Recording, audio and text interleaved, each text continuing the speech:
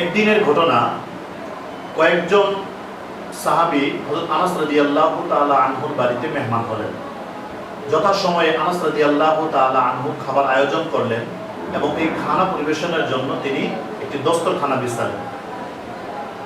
উপস্থিত সকলে লক্ষ্য করলো যে দস্তরখানার ভিতরে ময়লা দেখা যায়।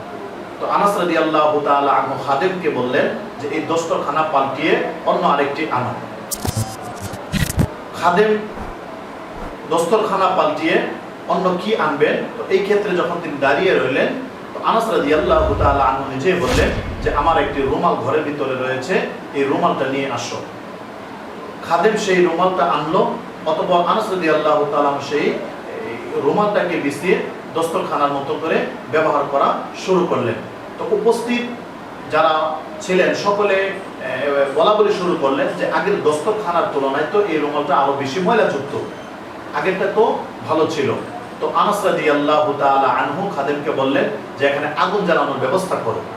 অতঃপর খাদেম পাশে আগুন জ্বালালো। আগুন যখন অত্যন্ত প্রখর হলো, তখন আনাস রাদিয়াল্লাহু তাআলা আনহু সকলকে অবাক করে দিয়ে এই রুমালটিকে সেই আগুনের মধ্যে নিক্ষেপ করে দিলেন। সকলে হতবাক হয়ে তাকিয়ে থাকলো। আগুন যখন দীর্ঘক্ষণ পর্যন্ত জ্বললো, এরপরে হযরত আনাস রাদিয়াল্লাহু তাআলা আনহু একটি বস্তুর মাধ্যমে সেই লিলিহান আগুনের মধ্য থেকে সেই রুমালটিকে উঠিয়ে আনলেন। কিন্তু আশ্চর্যের বিষয় হলো, সকলে অবাক দৃষ্টিতে তাকিয়ে দেখলেন যে এই রুমালের একটি সুতাও পোড়া যায়নি, বরং সেই ময়লাগুলো দূর হয়ে এত উজ্জ্বল এবং সুন্দর হয়ে গিয়েছে যেন মনে হচ্ছে নতুন কাপড়ের চাইতেও বেশি ঝলমল করতেছে। সকলে আনাস রাদিয়াল্লাহু তাআলা আনহুকে এর বিষয়ে জিজ্ঞেস করলো যে এটার কারণটা কি। হযরতে আনাস রাদিয়াল্লাহু তাআলা আনহু তখন বললেন যে এই রুমালটি হচ্ছে রাসূলুল্লাহ সাল্লাল্লাহু আলাইহি ওয়াসাল্লামের ব্যবহৃত রুমাল। নবী করিম সাল্লাল্লাহু আলাইহি ওয়াসাল্লাম ইন্তেকালের আগে তিনি আমাকে এটা দিয়ে গিয়েছিলেন। নবীজি এই রুমাল ব্যবহার করেছেন। নবীজি যখন উযু করতেন, উযুর পরে এই রুমাল দ্বারা তিনি হাত মুখ মুছতেন, এবং নবী করিম সাল্লাল্লাহু আলাইহি ওয়াসাল্লাম যখন ঘর্মাক্ত হয়ে যেতেন, তখন এই রুমাল দ্বারাই তিনি তার ঘামগুলো মুছতেন। অতঃপর রাসূলুল্লাহ সাল্লাল্লাহু আলাইহি ওয়াসাল্লাম এই রুমালটিকে আমাকে দিয়েছেন, আমি এটা বরকত হিসেবে রেখে দিয়েছি।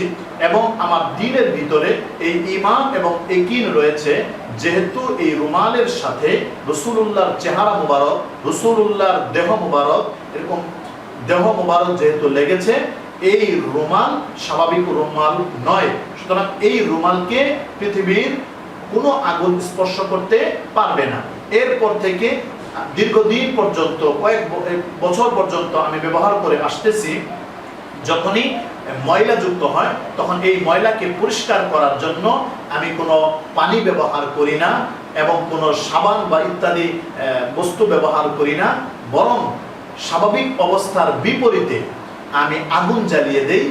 আগুন জ্বালানোর পরে সেই আগুনের ভিতরে এই রুমালটাকে নিক্ষেপ করি, আর এই আগুন রুমালের যত ময়লাগুলো আছে সেগুলোকে পরিষ্কার করে দেয়। রুমালটা আগের চাইতে আরো বেশি উজ্জ্বল হয়ে যায়। সুবহানাল্লাহ। রাসূলুল্লাহ সাল্লাল্লাহু আলাইহি ওয়াসাল্লামের দেহের সাথে একটা রুমালের সম্পর্ক হওয়ার কারণে, একটা রুমাল তার দেহের সাথে লাগার কারণে যেই সম্মান এবং যে ইজ্জত সেই রুমালের ভিতরে এসেছে।